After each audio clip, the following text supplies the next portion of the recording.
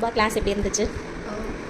ரியலாகவே one டேல வந்து இவ்வளோ பொறுமையாக அழகாக சொல்லி கொடுத்துருக்கேன். 1 and 1 செஷன் வந்து நீங்கள் மட்டும் தான் சீரியஸாக எடுக்கிறீங்கன்னு நான் நிறைய இடத்துல வந்து கேட்பேன். ஆல்ரெடி வந்து ஒரு இடத்துல வந்து இதே கிளாஸ் கற்றுக்கிட்டேன், கற்றுக்கிட்டேன்.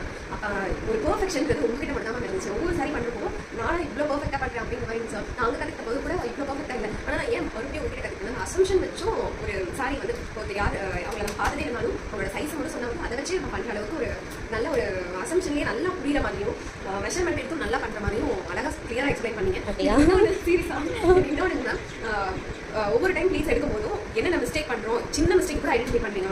சீரியஸாக அவ்வளோ பர்ஃபெக்ஷன் நீங்கள் நிறைய இயர்ஸ் வந்து இருக்கலாம், பட் ஆனால் இவ்வளோ பர்ஃபெக்ஷன் இது வரைக்கும் யாருக்கும். Thank you so much. சூப்பராக நான் கிளாஸ் அதே மாதிரி நல்லாவே பண்ண முடிஞ்சு. ஓகே, ஃபர்ஸ்ட் டைமே இவ்வளோ பர்ஃபெக்டாக பண்ணிட்டீங்க. ஆமாம், நான் ஃபர்ஸ்ட் அங்கே பண்ணுறப்போ நான் பண்ணப்போ இந்த பர்ஃபெக்ஷன் 2 சாரி பண்ணேன். ஏன்னா மார்னிங்லேருந்து ஈவினிங் வரைக்கும் கிளாஸ் பண்ணாங்க. 2 சாரி பண்ணியுமே இந்த அளவுக்கு பர்ஃபெக்டாக பண்ணேன். Okay, thank you. Thank you ma'am. Thank you தான் சொல்லுங்கள். ஓகே.